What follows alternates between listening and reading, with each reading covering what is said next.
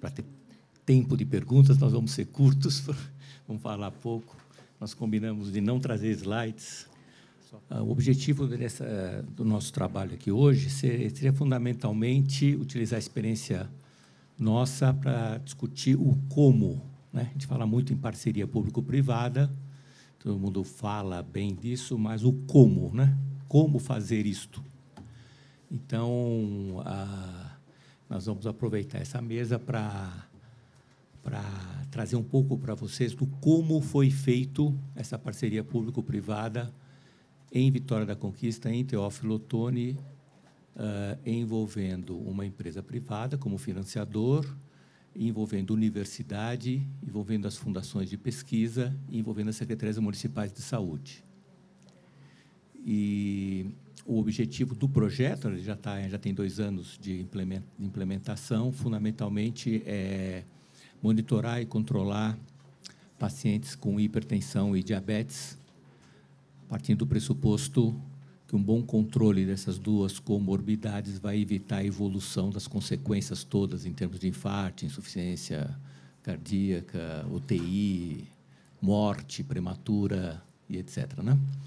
Então, o paralelo seria, já está mais do que comprovado que cigarro afeta infarto, afeta câncer, então vamos trabalhar com redução do hábito de fumar cigarro. Então, aqui nós vamos trabalhar com redução de índices altos de hipertensão, de índices altos de glicemia na comunidade, de hiperglicemia na comunidade, né? Então, identificar casos e controlar. Muito bem. Então, eu vou passar já a palavra ao professor Tom. Então, o professor Tom é um emérito acadêmico, né, Antônio Ribeiro? O professor Tom é presidente da Associação Internacional da Eletrocardiografia, um homem acostumado com projetos de pesquisa, grants de pesquisa, e, de repente, ele está envolvido numa parceria público-privada com uma empresa que vende produtos para hospitais, etc., e tendo que botar a mão no SUS e trabalhar junto com as estruturas do SUS. E eu Tani, queria ouvir dele depois como é que duas questões, e a Séries é a mesma coisa. A Séries é a nossa grande parceira da Secretaria Municipal de Vitória da Conquista. Então, nós temos aqui um acadêmico e temos aqui uma pessoa do SUS, uma gestora do SUS de longa data. Isso talvez dê uma boa combinação, mas, fundamentalmente, eu gostaria que os dois desenvolvessem um tema que é conjunto e depois logo abrisse o debate para a plateia, no como, que, fundamentalmente, é o seguinte: o privado, em geral, ele pensa em sustentabilidade e escalabilidade, porque é um dinheiro, ele não vai sustentar um serviço para o infinito, né? Ao contrário de governo. Ele entra e quer ter prazo para terminar. Eu tenho X de recursos, eu vou injetar esses recursos em você e eu quero um resultado. E eu quero também que depois algo aconteça com esse recurso que eu injetei. Então, vamos dizer assim, eu injetei um recurso para alavancar o que já existe. Então, a pergunta é o seguinte, para os dois: quais são as condições mínimas que tem que pré-existir para um financiador colocar um dinheiro num lugar que vai ser alavancado e não vai ser diluído depois que acaba esse dinheiro, por falta de estrutura local para manter a sustentabilidade do projeto? Então, eu queria que eles fizessem algumas observações a respeito disso. Então, condições mínimas para permitir que o recurso seja realmente para alavancar. E a segunda pergunta é o papel da universidade, ou de qualquer instituição de ensino, como um elemento intermediário nesse processo entre financiador e gestor do SUS. Então, se a relevância desse modelo que a gente acabou usando, que passa pelas universidades locais, onde tem os alunos, os professores e o campo de atuação desses alunos, que é o SUS real do local onde eles estudam. Então, de que forma esse casamento propiciou que se alavancasse, então, o recurso que a Medtronic colocou nesses 2 lugares. Certo? Então, vamos começar com o nosso. Bom, na verdade, a gente agradece, né, ao Fórum, ao Mark, especialmente pelo convite e a oportunidade de estar aqui. Antes de responder o Davi, só tentar dar uma ideia bastante geral do que foi o projeto, o que está sendo o projeto HealthRise Teófilo Otoni, que é muito semelhante com o Helfrais Vitória da Conquista, embora algumas estratégias tenham sido um pouquinho diferentes, uma e outra, né? Então, nós recebemos esse financiamento, foi feita uma parceria, então, entre, basicamente, as duas universidades, a Universidade Jovem e a Universidade Federal dos Vales do Jequitinhonha e Mucuri, tem um campus avançado em Teófilo Otoni, uma faculdade de medicina com 4 anos de existência. Quando chegou lá, tinha 20 professores apenas, estavam ali no seu 3º ano, né? E uma universidade mais antiga, que é a Universidade Federal de Minas Gerais, uma universidade centenária, com universidade de ponta dentro do país, dentro das universidades brasileiras, né? E essa parceria ela foi feita através de uma fundação de apoio, a Fundep, né? E, de uma certa maneira, todos vocês sabem das dificuldades que existem no gasto do dinheiro público quando ele entra para a conta única do Tesouro, e as fundações de apoio elas se tornaram um instrumento legal. Existe toda uma regulação, existe lei, existe todo um controle de como que verbas para projetos, para pesquisa, para extensão, podem ser realizados com agilidade e com gestão adequada, né? Essa estrutura, né, ela estava ligada aqui em São Paulo ao Sírio, à ABT, Davi coordenando o projeto do país como um todo, e ao financiador americano, que tinha a ABT nos Estados Unidos, e a Medtronic financiando isso, financiando uma instituição que está avaliando os nossos resultados, que é da Universidade de Washington, o IHME, é o mesmo que faz o Global Burden of Disease. É uma estrutura complexa, então, um projeto bastante complexo. E qual era a ideia? A ideia era reconhecer e melhorar o controle de pacientes hipertensos e diabéticos entre 30 e 69 anos, atendidos regularmente do SUS, na atenção primária dessas duas regiões. No caso da nossa experiência, nós optamos por trabalhar com 5 centros de saúde na maior cidade, Teófilo Otoni, uma cidade de 150, 160 mil habitantes, mas nós decidimos trabalhar com as cidades mais pobres no entorno dessa cidade. Então, escolhemos 9 cidades que tinham um IDH abaixo de 0,6, ou seja, níveis bem baixos, né? Que eram cidades menores que 20 mil habitantes, que estavam até 120 quilômetros. Então, que poderia ter um acesso, né? Esse acesso nem sempre é tão... 120 quilômetros sugere que é 1 hora, mas isso é muito mais do que isso, né, ali, né? E isso... então, nós escolhemos, foram 36, na verdade, 36 equipes de saúde da família, 34 centros de saúde que receberam essa intervenção.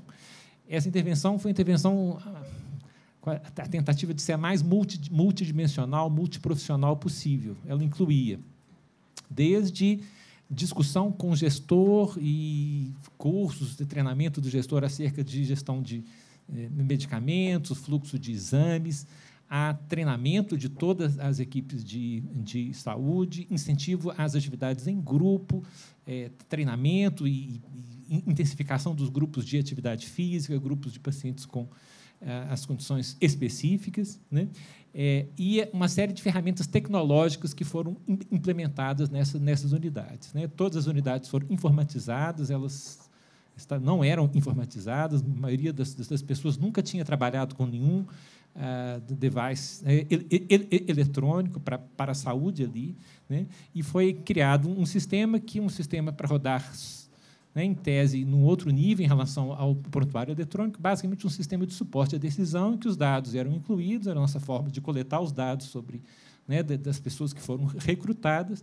Havia todo um processo de identificação e confirmação da hipertensão e do diabetes, e que, sendo confirmado, iria para um segundo software conectado ao primeiro, em que os dados clínicos levavam orientações de suporte à decisão. Então, um sistema de suporte à decisão baseado nos dados: o paciente estava obeso, né, recomendações de atividade física, o paciente estava com pressão acima de certo valor, ou com uma droga que era inapropriada para alguma condição que ele tinha, todas aquelas recomendações saíam ali, né? E esse sistema também gerava pedido de exame que ia diretamente para o laboratório por via eletrônica, uma base de dados centralizada, única, né? Prescrição, todos os formulários eram impressos ali.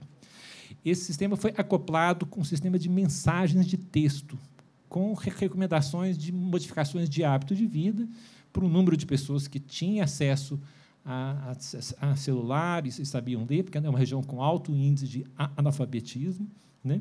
E também a teleconsultoria e outros exames de telesaúde que foram oferecidos ali, né? Desde ecocardiograma, retinografia, a eletrocardiograma também. Então, na verdade, uma intervenção com um forte componente tecnológico, mas com um forte componente de treinamento e incentivo às ações locais, né? Isso incluiu desde a criação da Associação de Diabéticos e Hipertensos na região a essas alternativas mais tecnológicas, mais avançadas. Nós tivemos... Foi um processo muito intenso, né? Nós estamos completando 2 anos agora, foi setembro de 2016 a setembro de 2018. Durante esse período, nós tivemos contato com cerca de 18 mil pessoas, nós avaliamos 14 mil pessoas, das quais cerca de 4 mil confirmaram ser hipertensos ou diabéticos. A maior parte deles já se sabia como tal, né?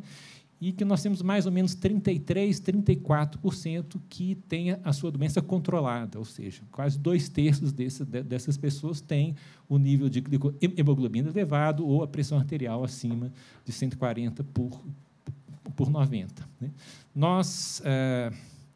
Esse é um projeto que era para durar 5 anos e que, no Brasil, ele durou 2 anos. Né? Então, a gente entende que a gente estaria entrando agora em um momento em que a gente poderia ter os resultados da nossa intervenção e a gente está mudando o financiamento e tentando manter esse estudo a seguir.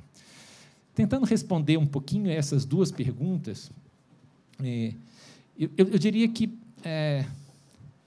existe um preconceito um pouco mútuo entre o setor público e o setor privado, um com o outro. Né? Na verdade, eu acho que dentro do setor público, e há um setor público sério, né, há sempre a preocupação um pouco do que a diretora do Banco Itaú falou aqui. A gente não quer mais ficar mostrando nossa marca. A nossa intenção é que exista uma política pública, que a gente participe nessa política pública. Então, na verdade, eu acho que o setor público, muita gente dentro do setor público, o tempo todo está pensando que o setor privado está querendo tirar alguma vantagem relacionada ao lucro direto, né, daquela atividade. E eu acho que o setor privado se abisma frente à lentidão, né, a burocracia que o setor público tem. Então, na verdade, acho que pode existir um pouco de verdade em cada uma das coisas, mas a relação é muito mais complexa. E acho, de coração, que existe um grande potencial de atuação conjunta. Né? Acho que o setor público e o setor privado têm virtudes e características que o outro tem menos, né? E que a utilização conjunta dessas virtudes pode trazer projetos muito, muito relevantes. Acho que esse é um exemplo bem importante. A Medtronic e a ABT tinham ferramentas de gestão bastante rigorosas, bem marque controlando na hora, assim, são relatórios mensais, paga depois que você cumpriu a meta, então FOG, FOG, né, Fixed Obligation Grant. Na verdade, foi exigido um plano estratégico bastante intenso, milhões de mapas, Isso é muito importante. É muito importante que essa tecnologia, que dentro do setor privado é tão importante, tão arraigada, seja incorporada dentro do setor público. Acho que, especificamente, o setor público acadêmico ele tem um tipo de inteligência, um tipo de conhecimento também que é bastante desenvolvido no nosso país. As nossas universidades não fazem feio, né? A gente produz cientificamente em nível internacional com bastante eficiência. Né? Então, acho que isso também permite, né, a utilização de ferramentas de gestão mais aguçadas, né, utilizando o conhecimento né, de uma forma metodologicamente mais desenvolvida, pode trazer grande benefício. E aí, o fato de que a gente conseguiu trabalhar com esse recurso dentro de uma fundação de apoio, né, foi muito importante, porque a agilidade de compra, de pagamento que um projeto de pesquisa desse traz, é impossível de ser atendido dentro da 8666, agora da 13303, porque, por algum motivo, as leis de compra no governo têm números que se repetem, né? 8666 ou 13303, que é das estatais. Isso torna realmente que essa agilidade pôde ocorrer, e acho que esse é um modelo que pode ser replicado, né? Com relação... Eram duas perguntas. Estrutura para alavancar. Estrutura mínima. A estrutura mínima para alavancar. Essa é uma questão muito importante, e todos nós que trabalhamos com projetos, essa variação do que é viável, o que precisa acontecer, o que precisa existir para que o processo possa acontecer, é muito importante. Eu acho que existe um conjunto de fatores, e acho que Vitória da Conquista e Teoflotone tiveram estruturas diferentes quanto a isso, né? Primeiro, tem que existir uma coisa que foi dito: o gestor, o setor público tem que ser convencido da relevância do projeto. Eu acho que, na verdade, o setor público tem que ter a necessidade que o projeto traz, né? Ele não pode ser uma coisa inventada na cabeça de alguém para a região, né? Quer dizer, ele tem que traduzir uma real necessidade, e aí esse projeto teve um needs assessment bastante claro que foi feito antes. Então, assim, não dá para você chegar com uma solução para um problema que não existe ou não é o mais importante, né? Então, eu acho que essa é uma questão fundamental. Segundo, tudo tem que ser pactuado, né? Não existem soluções que vão vir da cabeça de um ou de outro, né? Essas coisas têm que ser conversadas e resolvidas classicamente, e tem que existir um sistema de governança, né, que, dentro do próprio projeto, que faça com que o projeto possa ocorrer, né? Quer dizer, então, mais que simplesmente ter uma pessoa que se dedica, uma pessoa que é referência, esse projeto ele tem que ter um sistema de governança que faça com que ele exista. Uma segunda questão relacionada a isso é como sustentar isso, como manter isto. E essa não é uma questão simples, né? Davi sabe que eu passei parte das minhas últimas semanas tentando estudar os modelos de scale-up, né, que é uma questão que é a nossa pergunta agora, né? Tivemos um projeto, ele tem sucessos, tem problemas também. Como que nós vamos pegar os pontos bem-sucedidos e vamos levar a todos, né? E eu confesso não ter uma resposta simples, né?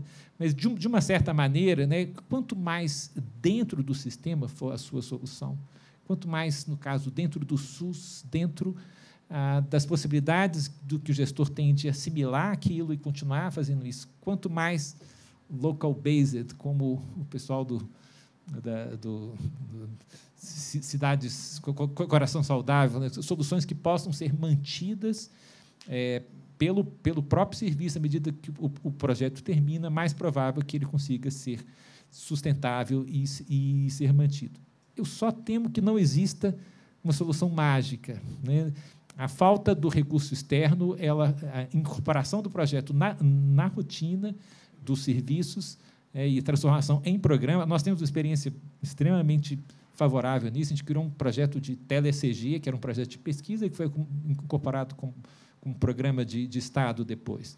Ele atendia uma demanda, ele era barato, ele era fácil de ser implementado e conseguiu seguir em frente. Não tivemos a mesma sorte com outras coisas, algumas tão importantes quanto, né? A linha de cuidado do infarto na região norte de Minas. Implantamos e não conseguimos manter, o Estado de Minas entrou em crise e isso não foi possível, né? Temos a esperança de que, com o HealthRise fique, né, que depois dessa segunda etapa, que a gente consiga que ele se misture ao próprio serviço e mantenha parte das suas características.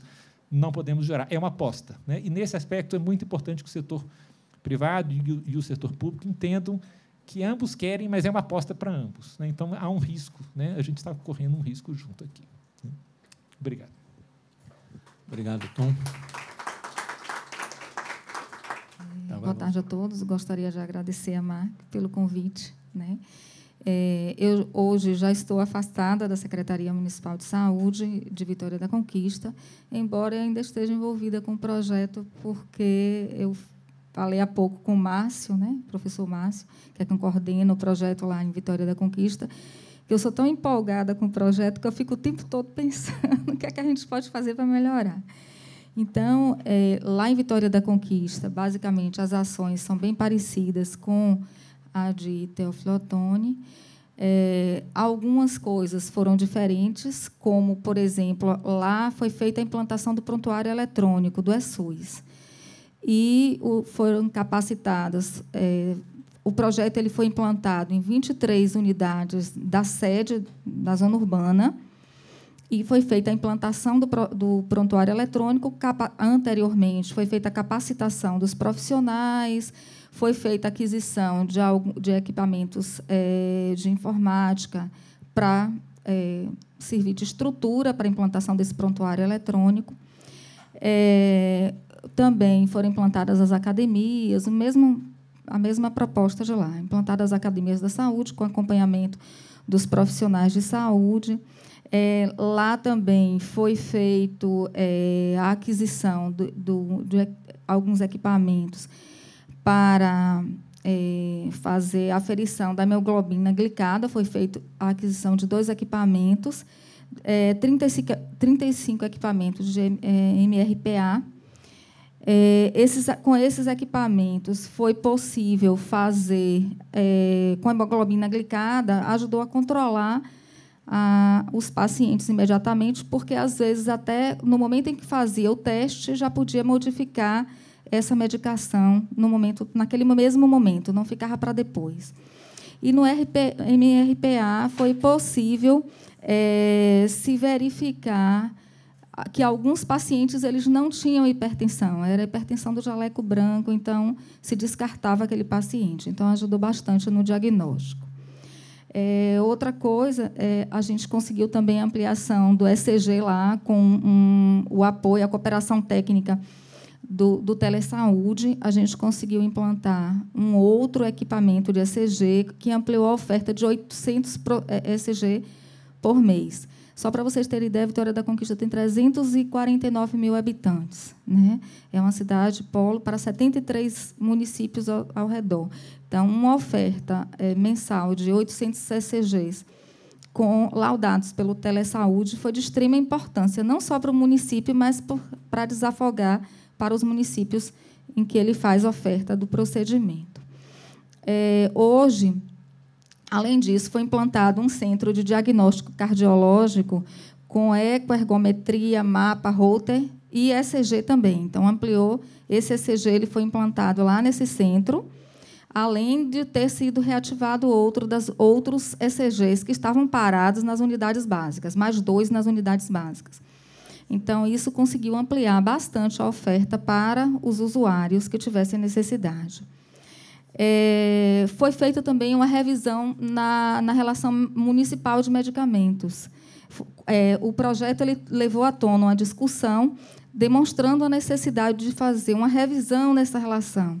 E foi acrescentado um medicamento oral nessa relação. Então, promoveu também mudança na relação de medicamentos. Além disso, eu acho que o projeto, hoje, ele tem mais de 3.500 pacientes acompanhados. E a CESAB, recentemente,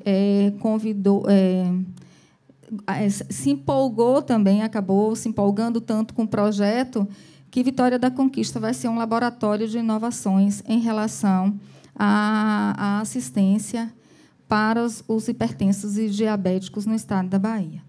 Então, eu, enquanto gestora, na época que eu era gestora, eu tive aqui em maio, eu ainda era gestora, eu falo que eu fico empolgada, muito empolgada com o projeto, até porque a minha experiência anterior era de auditoria, eu sou auditora da CESAB, né? E auditei por muitos anos a atenção básica. E, nos últimos anos, a auditoria vem fazendo um trabalho específico na atenção básica. E eu acho que uma das falhas maiores na assistência da atenção básica, das unidades que eu auditei, que foi em todo o estado, né, a gente audita por região, era justamente a assistência aos pacientes hipertensos e diabéticos, porque isso praticamente não existia, né? Era relegado a segundo plano. A priorização era crianças e gestantes e a hipertensão e o diabético era relegado a segundo plano. Então, a gente vê a importância que esse projeto tem para fazer uma modificação na organização dos serviços de saúde já existentes, né? Então, eu acho que ele acaba utilizando não só de recursos novos, não é o novo que entrou aqui foi a questão do medicamento que foi acrescentado no MRPA e dos aparelhos de hemoglobina glicada, mas o resto foram todos recursos já existentes dentro do próprio município que só foram reorganizados. Então, como gestora, eu vou falar agora da visão de gestora, o gestor ele se preocupa muito com a questão financeira. Por quê? Porque você não tem recurso novo, você não tem de onde tirar. Então, quando existe uma proposta de reorganização do seu serviço com o próprio recurso que você tem, isso aí é claro. E que isso vai trazer um benefício evidente, vai trazer eficiência e eficácia nos resultados daquilo que você já realiza. É óbvio que um gestor sério, que realmente vê vê a sua função dentro de qualquer serviço de saúde, ele vai apoiar e aprovar, né, um projeto desse.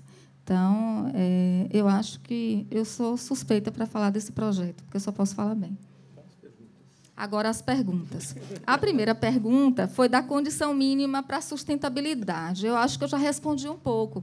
O projeto, por si só, ele se autossustenta, porque eu penso que o projeto trouxe, né, no município de Vitória da Conquista, porque foi quando eu estava assumindo a gestão, o projeto começou a ser implantado, é a questão de dar aquele empurrão, de mostrar que é possível ser feito com o recurso que você já tem, a reorganização daquela estrutura que está lá, que só está sendo mal utilizada. E esse recurso e esse impulso inicial, que é o conhecimento, que muitas vezes você pega gestor que não tem esse conhecimento, não tem a visão, ou mesmo tem, mas não consegue se organizar para fazer. Então, eu acho que ele trouxe esse empurrão, trouxe esse gás para mostrar que era possível ser feito com aquilo que você já tem. Então, eu acho que as condições mínimas é vontade da gestão, tem que haver vontade. Você falou uma coisa importante, tem que haver a necessidade ela existe. Né? Ela existe e ela é demonstrada, porque quando eu pergunto a qualquer gestor qual é o seu principal problema hoje na atenção básica, porque eu sou curiosa e gosto de ficar perguntando, a minha principal dificuldade hoje é a hipertensão e diabetes, porque é quem me dá a maior despesa. E realmente em medicação, em internação, né? É hipertensão e diabetes. Então, quando eu pergunto, é essa a resposta que ele me dá. Então, a necessidade já existe. A questão da governança, que aí entra a questão... Eu acho que a questão da vontade da gestão, do gestor, de realmente reorganizar o serviço. Concordo com ele em relação à questão de que cada realidade é diferente e, quando você vai fazer isso, tem que haver um levantamento, um diagnóstico da situação de cada serviço. Então, tem que haver condições favoráveis, que aí entra a necessidade, a governança. E acho que hoje a maior dificuldade para se conseguir é quando se trata de você ter que entrar com recurso novo. Mas, em relação ao... Eu acho que, para um projeto como esse, o recurso novo é mínimo. Eu acho que é uma questão de reorganização do que você já tem, né? De otimização. O papel da universidade. Antes mesmo de ser gestora, eu sou docente, e eu fico me perguntando, eu até já falei isso outra vez aqui, da outra vez que eu falei, que eu fico me perguntando por que não se aproveita todo o potencial que tem as universidades, né? Eu acho que os gestores não fazem esse aproveitamento real do potencial das universidades. Porque lá em Vitória da Conquista tem esse projeto, inclusive, foi feito pela UESB, que é a Universidade Estadual, e pela UFBA e pela UESB, em conjunto as duas. Mas lá existem mais ou menos umas 3 ou 4 faculdades privadas que ofertam cursos na área de saúde. E cursos também de arquitetura, e tem variado. É um polo educacional, o município é um polo educacional. Então, por que não se aproveitar tudo isso dentro do serviço público? Porque o serviço público tem pouco dinheiro, tem muita gente que já está lá estagnada, não quer aprender mais nada, não quer fazer mais nada do que o seu trabalho do dia a dia. E acho que a universidade vai trazer ideias novas, reforço novo, que são os próprios estudantes dentro do serviço público, que vão contribuir, e contribuem muito, porque os municípios que recebem o estudante, eles ficam super felizes, porque o estudante ele traz sangue novo, traz inovação, traz ideias novas, junto com a universidade. Então, eu acho que a universidade tem papel fundamental nisso, e acho até que é uma obrigação das faculdades e das universidades, porque muitas faculdades elas são movidas ao dinheiro público com o recurso que é injetado lá, né? Eu acho que tem obrigação de contribuir. E o gestor de aceitar, porque é impossível você não aceitar ideias novas dentro do seu contexto. Certo? Bem, obrigado. Outros grupos presentes podem ter acesso ao sistema de auxílio de tomada à decisão para implementar em outras regiões? Sim, em breve. Resposta. Na verdade, a gente aproveitou o final do projeto, entre aspas, o final dessa etapa do projeto, para fazer uma avaliação formal do sistema de suporte à decisão, que a gente espera que o MARC apresente no Congresso de Diabetes no ano que vem, mas foi apresentado no Europeu de Cardiologia já esse ano. E nós temos mudanças a serem feitas antes da gente seguir em frente, né? Basicamente, mudanças o quão amigável é a interface, né? E alguma simplificação. Na verdade, em geral, a avaliação é muito positiva, mas as pessoas consideram que ele, como todo sistema que tem que entrar dado, que ele atrasa a consulta. Isso dentro de um contexto de uma unidade de atenção básica muito agitada, né? Isso sempre é um risco. Então, a gente espera que, mais ou menos em 6 meses, a gente tenha isso, e certamente ele foi feito para o setor público, e a gente tem interesse que ele seja utilizado em outros locais. Antes de passar para as séries, eu queria só uma coisa que não pode faltar.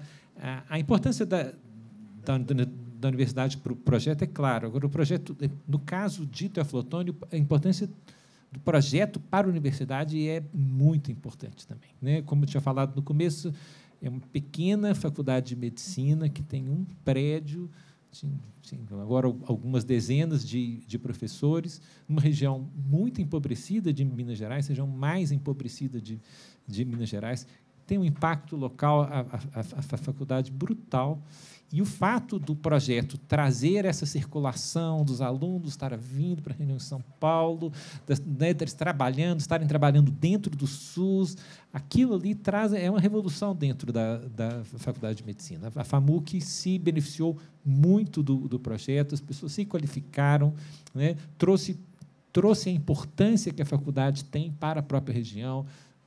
Davi ia lá, reúne com o prefeito tem essa... Sabe, tem toda uma questão técnica, mas tem uma questão política também, de quanto que numa cidade carente, uma universidade, uma escola de ensino superior pode trazer melhoria. Isso tem que ficar claro. Bom, como o município de Vitória da Conquista se envolveu na ampliação e sustentabilidade do programa? A ampliação com mais tablets, ou com a universidade, etc. Bom, em relação aos tablets, a universidade, o projeto inicialmente fez a aquisição para todos os agentes comunitários da zona urbana. E o município tinha um recurso do FAM, né? O recurso do FAM. Com esse recurso, como o FAM está relacionado com o trabalho do agente comunitário, e esse recurso já estava lá parado, tinha uns 2 anos, quando a gente assumiu, a gente recebeu ele lá, já tinha uns 2 anos, e ninguém sabia como usar. Aí a gente usou o recurso para fazer a aquisição dos tablets para os agentes da zona rural, né? E a gente fez na mesma configuração dos outros, dos que foram comprados para o projeto, e o recurso conseguimos fazer só uma complementação pequena do valor e conseguimos fazer essa aquisição dos tablets, né? Agora eu não entendi o restante. Com mais ampliação, com mais tablets, o quê? Ou com a universidade? O contrato de colaboração. A universidade, em relação ao projeto em si. Bom, Em relação ao projeto, o contrato com a universidade, ela fazia, no período em que do projeto, foi feita a manutenção desses tablets pela universidade. Posteriormente, como o projeto foi postergado ainda por mais 2 anos, né, parte desse recurso vai continuar fazendo a manutenção. E, recentemente, o município está interessado em fazer uma contratação de uma empresa para fazer essa terceirização dessa manutenção e dos tablets, né? E a manutenção dos tablets e também do sistema para os agentes poderem utilizar, que é o App Health. Não sei se vocês já ouviram falar. Lá vai ser utilizado, eles estão já em conversação, estão tramitando essa negociação para implantação. Né? Mais alguma coisa? Ainda dentro do como, o papel da universidade, o engajamento da gestão, eu acho que o financiador apresentou uma proposta de transferência de recursos muito boa, que foi o Fixed Obligation Grant, que nada mais é do que você ganha por produto. Então, isto obrigou aos 2 lados aqui a apresentar um plano de trabalho, entregas mensais e o preço que eles iriam adquirir se a entrega fosse completa naquele prazo de tempo. Não podia ter entrega parcial. Se naquele prazo de tempo não deu para terminar a entrega, fica para o mês seguinte, não vê a cara do dinheiro. Certo? E, se no fim do projeto ficar um montão de coisas no cabide, digamos assim, um montão de entregas a dever, o resto do dinheiro pertence ao financiador. Se, em compensação, entregou, na época, tudo até o fim do projeto, e se gastou menos, se houve uma sobra de caixa, essa sobra é deles, para eles fazerem o que eles quiserem com esse dinheiro, em termos de transição após o financiador sair, a transição rumo à sustentabilidade do projeto. Então, eu acho que isso, também dentro do como, foi muito útil. E isto aliado, nos 2 lados, Fundep, FAPEX, como se aqui em São Paulo fosse a FAPESP. Quer dizer, você, de repente, tira toda a questão da contabilidade, né, de como comprovar o uso desse recurso, como fazer processo de compras, se entrega para organismos que já têm credencial para trabalhar com recursos sem eles saírem pelo ralo e sem corrupção. Então, isso também é uma garantia para o financiador de que seus recursos serão bem utilizados.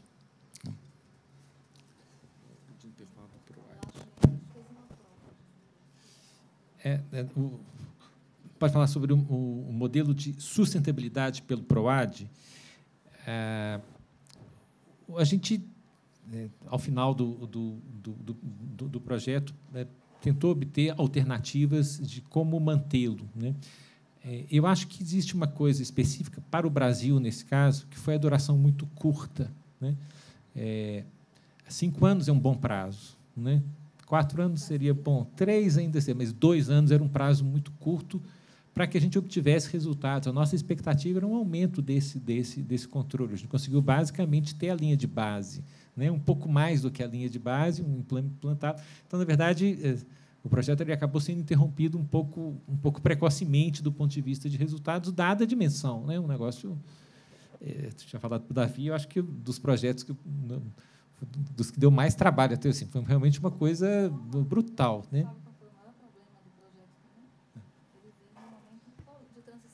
O projeto ele foi iniciado no momento de transição de gestores. Então, ele foi pensado em 2016, foi todo estruturado em 2016 e implantado em 2017. Então, vocês imaginam que foi implantar esse projeto em plena transição de gestão. Gente, não foi fácil, não foi uma coisa fácil, não. Eu falo assim, a gente teve que suar muito, porque você tinha inúmeros problemas que você tinha que identificar na gestão, porque você estava entrando, era todo mundo novo. e ainda, por cima, pegar um projeto desse para dar andamento e dizer assim, não pode. Como é que recebe um dinheiro desse? Como é que recebe uma proposta dessa e você não bota para andar? Então, foi uma coisa muito difícil. Eu acho que foi bem difícil pelo momento, por isso que merecia ser prorrogado. E, no caso de TO, né, na verdade, a primeira visita do ano de 2017 estava marcada por ir lá em Ladainha, no dia 17 de janeiro. Aí eu recebo uma ligação da Vânia, no dia 14, da colega de... Olha, não vai em Ladainha, não, porque está tendo uma epidemia de febre amarela em Ladainha. Então, o mínimo de coisa, que tem uma epidemia que começou exatamente na cidade, que era a primeira cidade onde iria começar o projeto. Então, assim, as dificuldades são realmente impressionantes. Então, a proposta que o Ministério da Saúde fez foi de, através do PROAD do Einstein, dele dar, né, uma prorrogação de 2 anos para o projeto, para que ele possa, então, efetivamente ser incorporado. Então, essas modificações e essa comprovação de resultados, que, no final das contas, nos falta, né, que ela seja feita nesses próximos 2 anos, que a gente consiga, então, que ele seja incorporado dentro da rotina e possa seguir em frente, né? Eu acho que é justo. Para quem não conhece, o PROAD é uma espécie de parceria público-privada entre o Ministério da Saúde e 6 hospitais privados do Brasil, entre eles o Sírio-Libanês, o Einstein, que eles são isentos, quer dizer, você calcula o imposto de renda, só que eles são isentos de pagar esse recurso para o Tesouro Nacional. Ele fica um recurso reservado ao Ministério da Saúde, desde que gasto dentro de uma programação conjunta é aprovada pelo Ministério da Saúde. Então, a Maria de Fátima, que é a diretora do Departamento de Doenças Crônicas Não Transmissíveis e Promoção da Saúde do Ministério da Saúde, conseguiu incluir no PROAD do Albert Einstein a continuidade desse projeto. Dos 2. Sim, nós não temos ainda os resultados de impacto, né? Nós temos um sistema de monitoramento funcionando, temos o sistema continua a funcionar, temos uma expectativa de melhoria dessas taxas de controle, mas nós estamos em curso, né? Em termos de timeline, né? Nós gastamos mais ou menos 6 meses planejando, né? Começamos em setembro, comprando tudo, fazendo tudo. Em abril, tanto em Vitória da Conquista como em Teoflotone, a gente começou a fazer as feiras de saúde, o reconhecimento, começamos o controle na faixa de agosto, setembro, né? Então, nós passamos aí até mais ou menos meado do ano, basicamente formando essa corte. Você imaginar atender 4.000 pessoas, na verdade, né, 4 pessoas, são 14.000 ao todo que foram avaliadas, né? Então, na verdade, a gente gastou o tempo formando a corte sobre a qual nós estamos fazendo a intervenção. Nós somos muito preocupados com isso, assim, na verdade. 2 coisas são muito importantes. Um é o impacto, outra é quanto custa, né, do ponto de vista prático, né, qual que é o custo e efetividade, né, e a ideia é que a gente consiga, em próximos fóruns intersetoriais, mostrar resultados que não sejam apenas resultados intermediários, mas resultados finais. Em relação à sustentabilidade também, por exemplo, esse centro de apoio cardiológico, o recurso, a gente tem uma pactuação, tem um recurso de MAC. Uma parte desse recurso de MAC, que se contratava profissionais com valor bastante diferenciado de procedimento, muito mais caro, nós pegamos esse recurso, realocamos para esse centro, onde o custo, né, saiu muito inferior ao que nós já pagávamos. Então, se a gente conseguia fazer um procedimento comprando o serviço mais caro, nós conseguimos realocar esse recurso pagando 2, 3 procedimentos. Então, em vez de 1, a gente pagava 2, 3. Então, a gente só fez realocar o recurso, não foi recurso novo. Foi o próprio recurso que já existia, onde a gente otimizou, pagando para a universidade, fazendo esse contrato com a universidade, nós contratamos os profissionais e, com o recurso de MAC, pagamos os profissionais. Então, acabou saindo mais barato do que a gente contratar o serviço do setor privado. Né? Acabou saindo mais barato. Então, por isso, a gente conseguiu. Outra coisa, em relação também ao recurso, a gente negociou com o projeto alguns recursos. A construção das academias.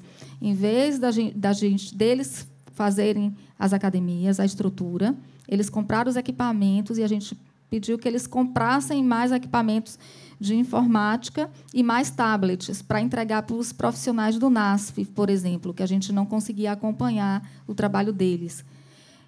Então, a gente utilizou e nós fizemos a academia porque a gente tinha recurso para infraestrutura para fazer as academias. Então, a gente acabou fazendo essa realocação do recurso para otimizar mais ainda, porque eles têm uma facilidade maior, como ele disse, como o Antônio disse, de fazer certas aquisições. E o nosso processo ia ser muito mais demorado por conta do processo licitatório.